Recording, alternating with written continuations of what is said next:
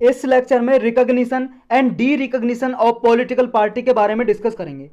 मतलब कि कोई पॉलिटिकल पार्टी होती है, जैसे बीजेपी है, कांग्रेस है, आम आदमी पार्टी है, इनको रिकॉग्नाइज कैसे किया जाता है, कैसे रजिस्टर किया जाता है इनको, इसके बारे में पढ़ेंगे। और क्या क्या फ़ायदे होते हैं जब रजिस्टर किया जाता है, और कैसे डी रजिस्टर किया जा सकता है। अभी न्यूज में क्यों आया, देखो न्यूज में इसलिए आया, एक पिटिशनर है, एक याचिका डाली एक आदमी ने दिल्ली हाई कोर्ट में, और दिल्ली हाई कोर्ट ने सेंट्रल गवर्नमेंट, दिल्ली गवर्नमेंट और इलेक्शन कमीशन से ये कहा है कि भाई साहब आप आम आदमी पार्टी को डी रिकॉग्नाइज करो,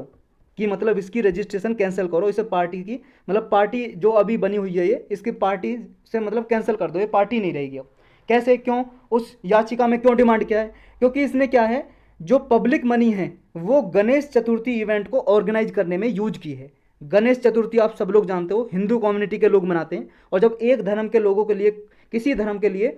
जब पब्लिक मनी यानी कि लोगों का पैसा उसके पास आया, वो उसने किसी एक धर्म को प्रमोट करने के लिए यूज किया है, तो इसके विरुद्ध इसलिए एक्शन लेने को बोला है। इशू क्या है, इशू यही है, इस पिटीशन में बोला गया है कि सीएम अरविंद केजरीवाल हैं और अदर मिनिस्टर हैं, उनको कॉन्स्टिट्यूशनल ऑफिस से बाहर किया जाए, मतलब निकाला जाए।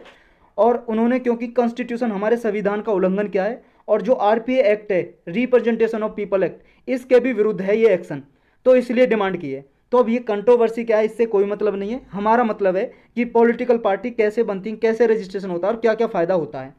देखो, जब भी कोई पॉलिटिकल पार्टी, मान लो आपको बनानी है कोई पॉलिटिकल पार्टी, इलेक्शन लड़ना है आपको, तो आप क्या करोगे, पॉलिटिकल पार्टी को रजिस्टर करवाओगे। किस में रजिस्टर होती है, ये एक एक्ट बना हुआ है 1951 का, रिप्रेजेंटेशन ऑफ पीपल एक्ट 1951। तो इसका एक सेक्शन है, सेक्शन 29A, इसके जरिए पॉलिटिकल पार्टी रजिस्ट्रेशन होता है पॉलिटिकल पार्टी का। तो ये सेक्शन आपको याद रखना है। कैसे होता है, देखो मान लो आज आपने पार्टी बनाई, आज पार्टी बनाई, और आज पार्टी डिक्लेयर कर दिया, भाई आपने पार्टी बना दी, इतने मेंबर हैं आपके, और आप पार्टी का नाम बना लिया। मान लो आपने कोई पार्टी बना ली, कोई भी नाम है, तो जब भी पार्टी बनाई है 30 दिन के अंदर अंदर आपको इलेक्शन कमीशन को मतलब रजिस्ट्रेशन के लिए भेजना पड़ेगा अपना रिक्वेस्ट। तो आपने इलेक्शन कमीशन के साथ मतलब पास में गए with in the period of 30 days, जब भी आपने पार्टी बनाई है उसके 30 दिन के अंदर अंदर जाओगे आप। तो फिर इलेक्शन कमीशन अपनी पावर यूज करेंगे, कहाँ से, एक तो हमारे संविधान में दिया हुआ है आर्टिकल 324, ये इलेक्शन कमीशन को पावर देता है। और एक आरपी एक्ट है जो 1951 का, इसका सेक्शन 29A, इसके जरिए पावर लेते हुए इलेक्शन कमीशन ऑफ इंडिया है वो रजिस्टर कर देते हैं उसको, क्या, पार्टी। देखो अभी ना तो वो नेशनल पार्टी डिक्लेयर किए, ना ही स्टेट पार्टी, मतलब ना तो राष्ट्र की पार्टी है, पूरे देश की एक पार्टी होती है, मतलब पूरे देश में जब उसको नेशनल पार्टी डिक्लेयर कर देते हैं उसके क्या क्या क्राइटेरिया वो हम जानेंगे। और स्टेट पार्टी भी अभी डिक्लेयर नहीं की है, सिर्फ रजिस्टर पार्टी बनी है, समझ गए, सिर्फ रजिस्टर पार्टी बनी है, सिर्फ रजिस्टर हुई है। नेशनल पार्टी है या स्टेट पार्टी है, अभी इसका दर्जा नहीं मिला है। तो क्या क्राइटेरिया होते हैं किसी को नेशनल पार्टी डिक्लेयर करने के लिए, देखो जब किसी को नेशनल पॉलिटिकल पार्टी डिक्लेयर किया जाता है तो उसको ये कंडीशन फुलफिल होनी चाहिए। पहली ये है, एटलीस्ट 6% उसने वैलिड वोट्स हासिल की हों किसी भी 4 स्टेट या उससे ज़्यादा स्टेट में, जब भी जनरल इलेक्शन हुआ है, या तो लोकसभा का या विधानसभा का। देखो जो स्टेट लेजिस्लेटिव असेंबली होती है, जब एमएलए के इलेक्शन होते हैं या फिर एमपी के इलेक्शन जो होते हैं लोकसभा के, ये किसी भी इलेक्शन में 4 या उससे ज़्यादा स्टेट में उसने 6% वैलिड वोट हासिल किए हों। वैलिड वोट का मतलब ये है जितने लोगों ने वोट दिए हैं उसमें से कुछ वोट खराब हो जाती हैं, समझ रहे हो, वो नॉन वैलिड मतलब इनवैलिड हो जाती हैं, लेकिन जो वैलिड वोट है टोटल, उस वैलिड वोट का 6% वोट उस पार्टी ने हासिल की हों 4 या 4 से ज़्यादा स्टेट में। ऐसा नहीं है एक स्टेट में या 2 स्टेट में उसने 8% वोट हासिल कर ली तो उसे डिक्लेयर नहीं किया जाएगा, क्योंकि उसे 6% वोट या उससे ज़्यादा वोट 4 या 4 स्टेट से ज़्यादा में हासिल करनी है, तभी उसे नेशनल पार्टी का दर्जा दिया जाएगा। या फिर इन एडिशन, मतलब ये तो हासिल करना है 6% वैलिड वोट, इसके साथ साथ एक कंडीशन और फुलफिल होनी चाहिए, वो है at least 4 seat in the house of people और एनी, मतलब फ्रॉम एनी स्टेट और स्टेट्स, मतलब हाउस ऑफ द पीपल में यानी कि लोकसभा में, लोकसभा में कम से कम 4 सीट वो जीती हो, 4 एमपी उसके बन के आए हों लोकसभा में, मतलब 6% वैलिड वोट तो वो जीतेगा 4 या 4 से ज़्यादा स्टेट में, और साथ साथ 4 सीट भी जीतेगा लोकसभा में, 4 एमपी होने चाहिए उसके किसी भी स्टेट से, या एक से ज़्यादा स्टेट से एमपी हो, किसी से भी हो। या फिर वो ऐसा कर सकता है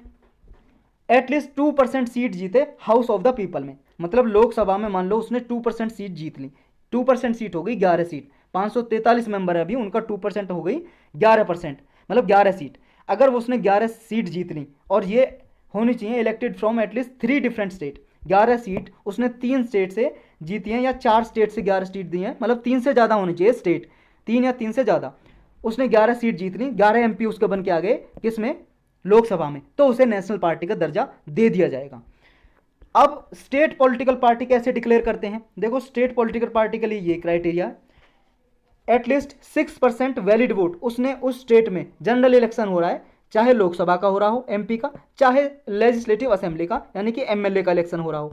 उसमें जिस भी स्टेट की वो पॉलिटिकल पार्टी उसे डिक्लेयर करना है, इलेक्शन कमीशन को उस स्टेट में देखेगी, उस स्टेट में कम से कम उसने लोकसभा में या मतलब लोकसभा के इलेक्शन हो रहे हो चाहे विधानसभा के, यानी कि लोकसभा मतलब हाउस ऑफ द पीपल और विधानसभा मतलब स्टेट की लेजिस्लेटिव असेंबली यानी कि एमएलए के इलेक्शन हो रहे हों, उनमें 6% वैलिड वोट उसने जीती हूँ। इन एडिशन मतलब 6% वैलिड वोट तो उसने जीती हूँ, साथ साथ उस स्टेट की लेजिस्लेटिव असेंबली में एटलीस्ट 2 सीट उसने जीती हूँ, मतलब 2 एमएलए भी उसके होने चाहिए उसकी विधानसभा में, उस स्टेट की विधानसभा में, तभी उसको डिक्लेयर किया जाएगा स्टेट की पार्टी। या फिर वो ऐसा कर सकता है एटलीस्ट 3% सीट जीते total number of seats in the legislative assembly, मतलब 3% सीट जीते एमएलए की, या फिर 3 सीट जीते एमएलए की, या तो 3% या 3 सीट, यानी कि 3 एमएलए हों टोटल विधानसभा में जितने भी एमएलए, या 3% एमएलए हों उस पार्टी के, जो भी ज़्यादा हों, विच एवर इज मोर। देखो अगर 3% ज़्यादा होगा, मान लो किसी में 20 ही सीट है एमएलए की, तो इसका 3% कितना हो गया, इसका 20 का कितना हो गया, 3% बताओ। देखो 100 का कितना होता है, 3% 3 होता है, तो 20 का कितना हो जाएगा, इसे 5 से डिवाइड कर दो, कितना हो गया 20 इधर, और इससे 5 से डिवाइड करेंगे मतलब 0.1 से हो जाएगा, यानी कि एक ही होनी चाहिए सीट, लगभग एक होनी चाहिए इसकी सीट, या फिर एक तो कम है, अब 3 ज़्यादा है यहाँ पे, तो देखो 3% यहाँ पे नहीं काम करेगा, यहाँ पे 3 सीट कम से कम जीतनी होनी चाहिए, जब 20 सीट हैं या उससे ज़्यादा है कितनी भी है, मतलब कहने का मतलब ये 3% या 3 सीट जो भी ज़्यादा है वो जीतेगा, तभी उसे स्टेट की पार्टी डिक्लेयर करेंगे उस पार्टी को। तो ये तो हुआ क्राइटेरिया। अब इनको फ़ायदा क्या होता है, किसी को स्टेट पार्टी या नेशनल पार्टी डिक्लेयर कर दिया, इनको बेनिफिट क्या है, देखो बेनिफिट ये है, इनको एक रिजर्व सिंबल मिल जाता है, जैसे आम आदमी पार्टी का सिंबल है, या बीजेपी का है कमल, कांग्रेस का है हाथ, आम आदमी पार्टी का झाड़ू, तो इनका सिंबल है जैसे, तो इनका जो सिंबल मिला है चुनाव चिन्ह, वो ये यूज कर सकते हैं भाई साहब। अगर नेशनल पार्टी है पूरे इंडिया में, कोई और यूज नहीं कर सकता उस सिंबल को, इनके लिए रिजर्व हो जाता है। स्टेट पार्टी पूरे स्टेट में कोई और उस सिंबल को यूज नहीं कर सकता, चुनाव चिन्ह को।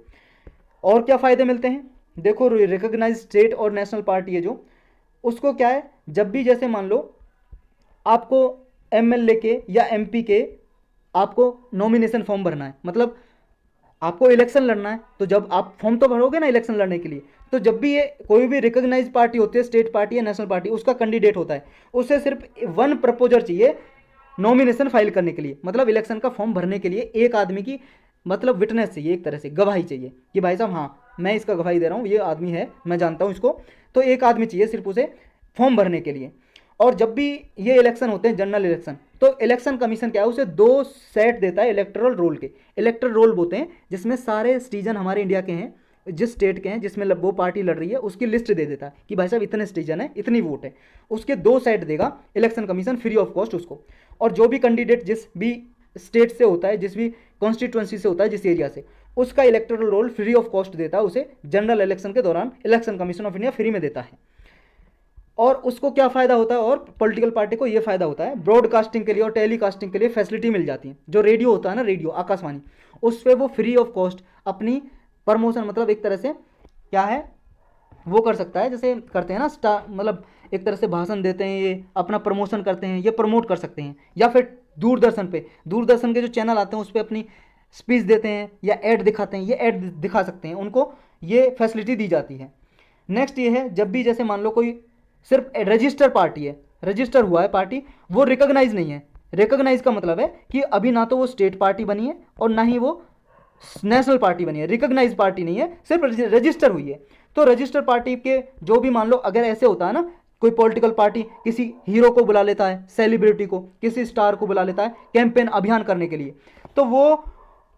एक इलेक्शन कमीशन ऑफ इंडिया ने हर एक पॉलिटिकल पार्टी का जो क्या है कैंडिडेट का एक फिक्स किया हुआ है। पॉलिटिकल पार्टी के लिए देखो एक्सपेंडिचर फिक्स नहीं किया हुआ है, जो भी कैंडिडेट खड़ा होता है, मान लो कहीं से भी कोई कैंडिडेट खड़ा हुआ लोकसभा के इलेक्शन में, एमएलए के इलेक्शन में, यानी कि विधानसभा के इलेक्शन में, उनका कितना खर्चा कर सकते हैं अपने इलेक्शन में, उसकी लिमिट फिक्स की हुई है। अगर उस लिमिट से ज़्यादा करते हैं ना वो, तो उस पर पेनल्टी लग सकती है। तो देखो, जब स्टार कंपेनर रजिस्टर पार्टी का कोई कैंडिडेट है, अभी रिकॉग्नाइज नहीं है, तो उसका जो एक्सपेंस है, खर्चा, वो काउंट होगा। लेकिन अगर रिकॉग्नाइज पार्टी है, नेशनल पार्टी है या स्टेट पार्टी है, तो वो कोई भी स्टार कैंपेनर बुलाते हैं किसी हीरो को, किसको, उस पर जितना खर्चा होता है वो उसके एक्सपेंडिचर में काउंट नहीं किया जाता। मतलब वो जितना भी उसे लिमिट मिली हुई है, मान लो 58 लाख की लिमिट है एक कैंडिडेट की, तो 58 लाख की लिमिट में ये खर्चा काउंट नहीं होगा। क्योंकि देखो, अगर ये खर्चा काउंट होगा तो इसका खर्चा बढ़ जाएगा, तो उस पर पेनल्टी लगा सकता है इलेक्शन कमीशन ऑफ इंडिया। तो इतने सारे फायदे होते हैं उसको।